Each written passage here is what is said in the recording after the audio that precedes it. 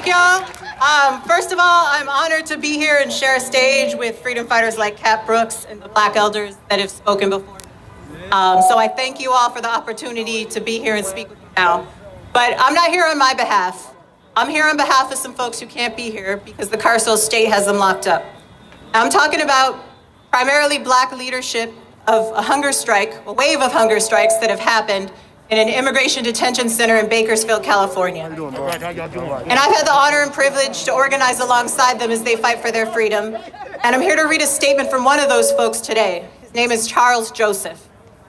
And Charles Joseph was incarcerated in prison for many years and participated in the Pelican Bay hunger strikes. When he got out of prison, he was kidnapped by ICE, taken into a detention center, and he kept organizing there. So Charles, I hope you're listening. Charles is on house arrest. He got out of a cage, but the carceral state still has him locked down. So I'm here to read his statement today.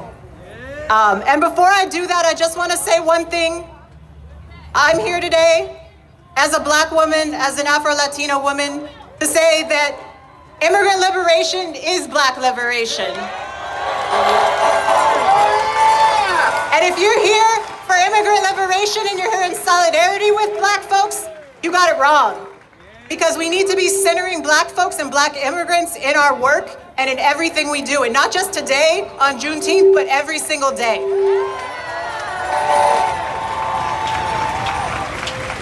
All right, and so that, forgive me, Charles, for throwing that in, but I'm gonna get to your statement now.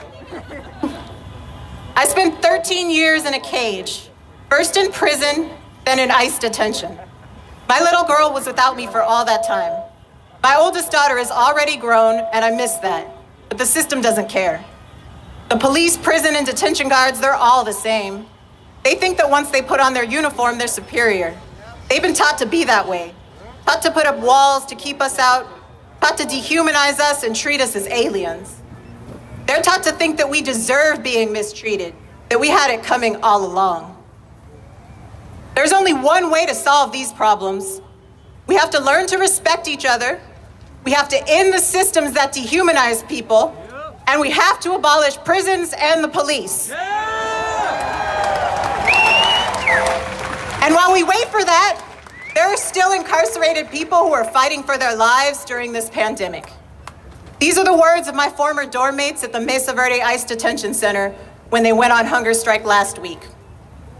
Some of us in ICE detention are protesting these racist systems by going on a hunger strike. Some of us are protesting in other ways. However, we are united in our demands. We want change. We want an end to racism and racist policing. We want the police, including the OPD over there, to stop murdering Black people. We want the police to stop arresting and abusing people of color. We want the police to stop caging and deporting immigrants. And we want all Black and brown people to be free. Thank y'all so much for having me and giving me the honor of speaking on this page.